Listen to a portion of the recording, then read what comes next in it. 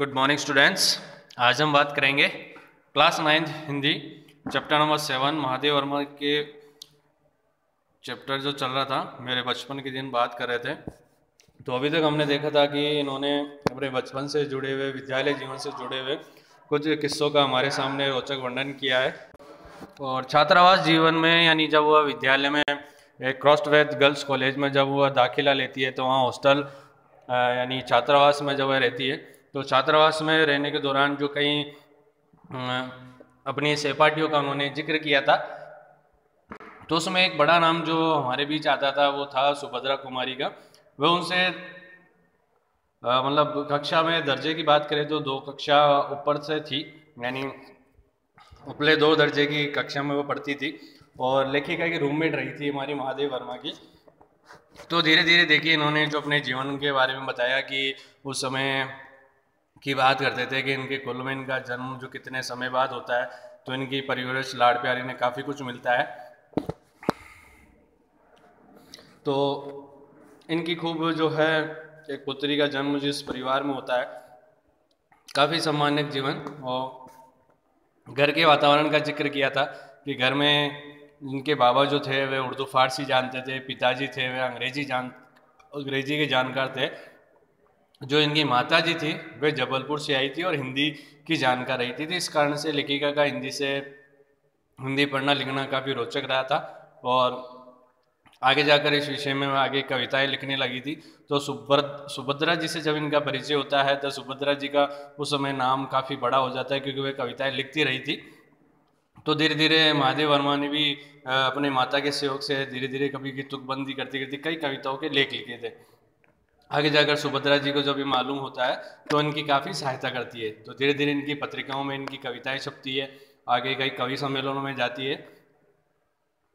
तो आगे लेखिका ने बताया कि कई ऐसे कवि सम्मेलन हुए जहाँ पर ये जाया करती थी तो वहाँ इन्हें प्रथम पुरस्कार भी दिया जाता था। तो आगे इन्होंने जो हम पाठ में पढ़ रहे थे देश की आज़ादी के बारे में भी किस्सा जो आया था हम उसको भी पढ़ रहे थे कि उस समय परिवेश में जब महात्मा गांधी जी सत्याग्रह कर रहे थे तो उस समय जो छात्र छात्राएं होते थे वो किस तरह से देश की आज़ादी में अपना अमूल्य योगदान देते थे उसका भी उन्होंने जिक्र किया है। तो एक बार की घटना बताती है लेखिका कि जब उन्हें किसी कविताओं के ऊपर इन्हें जब एक चांदी का कटोरा दिया गया था तो जब महात्मा गांधी जी एक आनंद भवन में बैठते थे जहाँ सत्याग्रह का केंद्र माना गया था तब वह उन्हें दिखाने गई थी। तो दिखाने के दौरान देखिए क्या हुआ था कि महात्मा गांधी ने उनसे देश के आंदोलन में अपना एक महत्वपूर्ण योगदान के लिए उन्हें चांदी का कटोरा जो था वो मांग लेते हैं और जो लेखिका थी महादेव वर्मा वे खुशी खुशी उन्हें दे आती है। इसका उन्हें बहुत बड़ा गर्व भी महसूस होता है।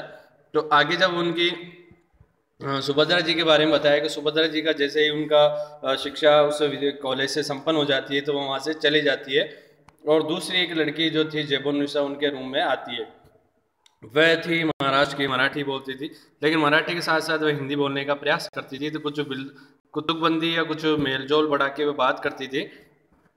तो वहाँ पे एक और उनकी जो रूम पार्टनर थी उस्तानी जी तो वह भी कभी टोके बिना रहा नहीं जाता था तो बीच में बोल जाते कि देसी कोवा मराठी बोली। तो इस पर जेबुन्निसा बोलती कि हम तो मराठी है तो मराठी बोलेंगे। यहाँ तक हमने अभी तक पिछले वीडियो तक पढ़ा था। आज हमारा लास्ट वीडियो है और हम प्रश्न उत्तर की बात करेंगे इसमें। तो आगे देखिए कि उस समय मैंने देखा कि सांप्रदायिकता नहीं थी। जो संप्रदाय विशेष की बात होती है आज के समय में चाहे धर्म के लिए चाहे संप्रदायों के लिए जिस तरह का बखेड़ा खड़ा होता है, जिस तरह के आज लोगों में मनमुटाव होते हैं, दंगे होते हैं, उस समय ऐसा माहौल नहीं था। जो अवध की लड़कियां थी वे आपस में अवधी बोलती थी, बुंदेलखंड की आती तो बुंदेली में बात बोलती थी।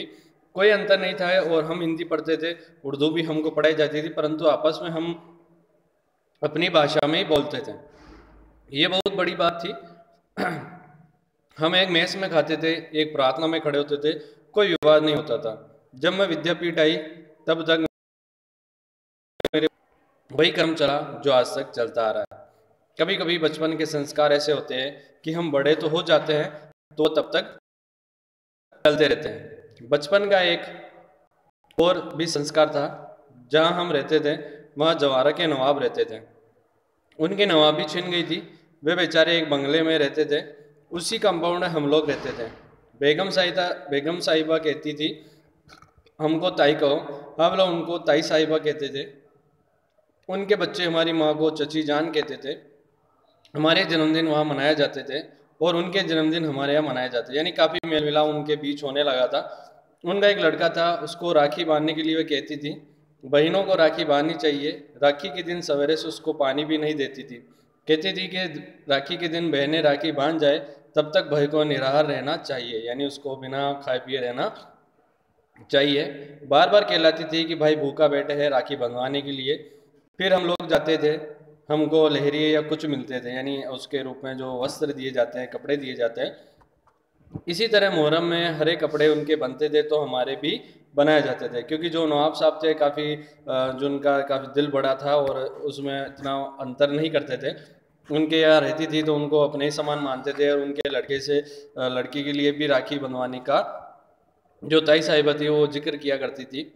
तो फिर एक हमारा छोटा भाई हुआ वहाँ, तो ताई साहिबा ने पिताजी से कहा देवर साहब से कहो कि वो मेरा नेक ठीक करके रखे, मैं शाम को आऊँगी। वे कपड़े वपड़े लेकर आई। हमारी माँ को वह दुल्हन कहती थी। कहने लगी दुल्हन जिनके ताई चाची नहीं होते हैं वो अपनी माँ के कपड़े पहनते हैं, नहीं तो 6 महीने तक चाची ताई पहनाती है।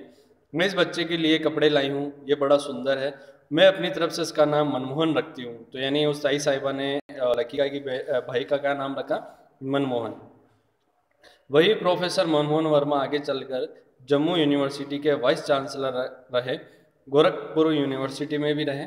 कहने का तात्पर्य है कि मेरे छोटे भाई का नाम वही चला जो ताई साहिबा ने दिया था, यानी किसी ने उसका परिवर्तन नहीं किया और उसी जाति संप्रदाय के हिसाब से उनका नाम भी रखा था मनमोहन। और आगे चलकर मनमोहन वर्मा जो है काफ़ी ऊंचे पद पर रहते हैं, यानी विद्यालय जीवन यानी शिक्षा जो संस्थाएं थी उनमें उनका काफ़ी बड़ा नाम होता है, जो कि हमने देखा कि जम्मू यूनिवर्सिटी के वाइस चांसलर और गोरखपुर यूनिवर्सिटी में भी उनका काफ़ी अच्छा एक जो है पद रहा था। तो उनके यहाँ भी हिंदी चलती थी, उर्दू भी चलती थी। यो अपने घर में वे अवधी बोलते थे। वातावरण ऐसा था कि उस समय के हम बहुत निकट थे। आज की स्थिति को देखकर लगता है जैसे वह सपना था और वह सपना खो गया है, क्योंकि काफ़ी आगे समय चलकर हम देख रहे थे देश की आज़ादी के समय से या उसके बाद से हमने देखा कि जिस तरह की हमने आज़ादी पाई थी तो काफ़ी कुछ बड़ा अंतर हमारे देश के में आ चुका था। और हम ये देख रहे हैं कि संप्रदाय जो है लोगों पर हावी। तो मतलब कहने का तात्पर्य आज के समय में हम जो देख रहे हैं संप्रदाय जो है वो संप्रदायवाद चालू हो चुका है, यानी हर लोग जो है यानी संप्रदाय विशेष आपस में बढ़ चुके हैं। इतनी उनमें बड़ा अंतर आ चुका है कि उसके लिए हम जो देखते हैं आज के समय में कई तरह के दंगे फसाद जैसी चीज़ें भी हो जाती हैं।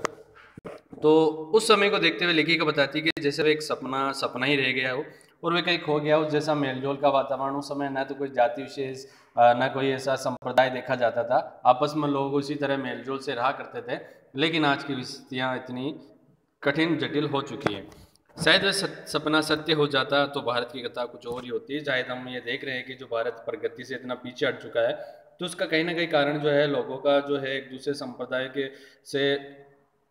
के कारण जो है लोगों में इतना भारी अंतर हो चुका है कि लोग एक दूसरे को शायद देखना तक पसंद नहीं करते हैं। तो ये लेखिका ने अपने जीवन के कुछ जो पहलू थे हमारे सामने रखे थे।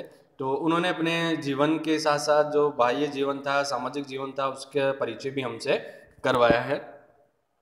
आगे बात करेंगे हम अभ्यास प्रश्नों की। तो देखिए प्रश्न नंबर यहाँ पर हम देख रहे हैं कि 4 प्रश्नों के बारे में बात की है और जो प्रश्न होंगे वह हम विद्यालय के खुलने के दौरान हम और जो मिशन बन सकते हैं उनमें बात करेंगे। तो ये प्रश्न नंबर पहला देखते हैं। तो प्रश्न नंबर पहला है कि मैं उत्पन्न हुई तो मेरी बड़ी खातिर हुई, मुझे वह सब नहीं सहना पड़ा जो अन्य लड़कियों को सहना पड़ता है। इस कथन के आलोक में आप ये पता लगाइए कि ठीक है, पहले प्रश्न के 2 प्रश्न बन रहे हैं अंदर के और ख। तो देखिए उसमें क्या बताना है कि आपको एक लाइन दे दी गई थी कि अब उस कथन के अनुसार आपको प्रश्नों के जवाब देने हैं। तो पहला प्रश्न कहता है कि उस समय लड़कियों की दशा कैसी थी। तो इसका जवाब है, क्योंकि हमें पाठ के अंतर्गत से ही बताना है, बाहर से अपने मन से भी नहीं। तो देखिए उस समय लेखिका पैदा हुई तो समय सन 1900 के आसपास स्त्रियों की जो स्थिति थी बहुत शोचनीय थी, क्योंकि जैसा कि हमने बात भी की थी उनके प्रति लोगों का दृष्टिकोण बहुत अच्छा नहीं था। उस समय लोग पुत्रों को अधिक महत्व देते थे और कुछ स्थानों पर तो लड़कियों को पैदा होते ही मार देते थे। उसके बहुत से कारण हैं, तो उस कारण से उनकी शिक्षा, पालन पोषण आदि को महत्व नहीं दिया जाता। अगर मान लो किसी घर में अगर कन्या का जन्म हो गया, उसको जीवित तो रखते ही थे, लेकिन उसको इतना शिक्षा विक्षा या उसका लालन पालन इतनी अच्छी तरीके से नहीं किया जाता था, उसको महत्व नहीं देते, केवल पुत्र को ही दिया जाता था। उस समय बाल विवाह, दहेज प्रथा, सती प्रथा आदि सामाजिक कुरीतियाँ प्रचलित थी, जो महिलाओं के लिए घातक सिद्ध होती रही थी। ठीक है, तो दूसरा प्रश्न है इसका कि पहले का दूसरा है कि लड़कियों के जन्म के संबंध में आज कैसी परिस्थितियां हैं। तो देखिए, आज के समय की बात कर रहे हैं तो आज तो देखिए काफ़ी कुछ सुधार आया है। ठीक है ना, इसके जवाब में हम लिखेंगे कि लड़कियों के जन्म के संबंध में आज परिस्थितियां में काफ़ी सुधार आया है। तो लोग पहले जहां जन्म लेते ही लड़कियों को मार देते थे, आज भ्रूण परीक्षण के माध्यम से जन्म पूर्व ही उनकी हत्या करने का प्रयास करते हैं। तो देखिए, आज अगर जितना टेक्नोलॉजी का प्रसार हुआ है तो काफ़ी कुछ तो सुधार हुआ, लेकिन कुछ लोगों में जो पुरानी मानसिकता है, तो वे लोग क्या करते हैं कि आज भी जैसे कि किसी के कोई माता जो है गर्भावस्था में होती है, उसका भ्रूण परीक्षण करवाते हैं, तो अगर उसमें जैसे पता लगता है कि कन्या है तो उसकी हत्या करने का प्रयास करते हैं। तो ये भी आज हम विडंबना देख रहे हैं। सरकार द्वारा कठोर कदम उठाने में इसमें कमी आई है। दूसरे घटते लिंगानुपात ने भी लोगों को इस दिशा में सोचने को विवश कर दिया है। इससे कुछ लोगों द्वारा लड़कियों को भी शिक्षित कर लड़कों जैसे समझा जाने लगा, लेकिन कुछ जो है पढ़े लिखे अच्छे जो परिवार होते हैं, तो वे अगर लड़कियों के जन्म होने के बाद भी उनको क्या करते हैं, अच्छी परवरिश करते हैं, अच्छा पढ़ा लिखाते हैं और अपने पैरों पर खड़ा हो इस लायक भी वह बनाने का प्रयास करते हैं। आगे देखिए, प्रश्न नंबर 2 बात कर रहा है कि लेखिका उर्दू फारसी क्यों नहीं सीख पाई। तो आगे देखिए, प्रश्न नंबर 2 बात कर रहा है कि लेखिका उर्दू फारसी क्यों नहीं सीख पाई थी। तो हमने भी इसका एक रोचक हिस्सा देखा था कि जब मौलवी साहब उन्हें पढ़ाने आते थे तो क्यों नहीं पढ़ती थी। तो उसका जवाब है कि लेखिका को उर्दू फारसी में बिल्कुल रुचि नहीं थी। उनके शब्दों में ये बाबा अवश्य चाहते थे कि उर्दू की उनकी जो पौत्री है वह उर्दू फारसी सीख ले, लेकिन लेखिका बताती कि वह मेरे बश की नहीं थी। इसलिए जब उन्हें उर्दू पढ़ाने के मौलवी साहब घर आए तो लेखिका चारपाई के नीचे छिप जाती थी, तो पढ़ाई में उन्होंने रुचि दिखाई, इस कारण से वे कभी भी उर्दू फारसी नहीं सीख पाई थी। आगे देखिए, प्रश्न नंबर 3 कहता है कि लेखिका ने अपने माँ के व्यक्तित्व की किन विशेषताओं का उल्लेख किया है। तो देखिए यहाँ पे कि निम्न विशेषताएं थी। तो हम देखें, पहली विशेषता हम अगर बात करते हैं तो उनकी माताजी धार्मिक स्वभाव की बात करें कि लेखिका की माँ नियमित रूप से पूजा पाठ करती थी, वह ईश्वर में आस्था भी रखती थी, वह मीराबाई के पद तथा प्रभातियाँ भी गाती थी। दूसरा देखें, संस्कारी महिला। लेखिका की माँ अच्छे गुणों वाली महिला थी, जिसका असर जो था लेखिका पे पड़ता है। तो हम बात करते हैं आज के जीवन दौर में कि माता पिता के आचरणों का, उनके गुणों का प्रभाव उनके बच्चों पर भी पड़ता है। तीसरी विशेषता में देखें कि हिंदी संस्कृत की क्या था। तो लेखिका की माँ को हिंदी और संस्कृत का अच्छा ज्ञान था। चौथे में देखें धार्मिक सहिष्णुता, यानी लेखिका की माँ धर्म सहिष्णु महिला थी। उन्होंने जवारा के नवाब के परिवार से भी अच्छे संबंध बना रखे थे। जहाँ हमने पाठ के अंतिम पेज में जहाँ बात करी थी कि जो नवाब थे उनसे काफ़ी उनके परिवार से अच्छा संबंध बनाया था, और जो उनके लेखिका के जो एक भाई उत्पन्न हुआ तो उसका नाम जो था वहाँ की ताई साहिबा जो जिक्र आया था उन्होंने रखा था। तो यानी इससे लगता है कि उनके परिवार के जो बीच संबंध रहे थे काफ़ी अच्छे और मजबूत रहे थे। आगे देखिए, प्रश्न नंबर 4 जो कह रहा है कि जवारा के नवाब के साथ अपने पारिवारिक संबंधों को लेखिका ने आज के संदर्भ में स्वप्न जैसा क्यों कहा है।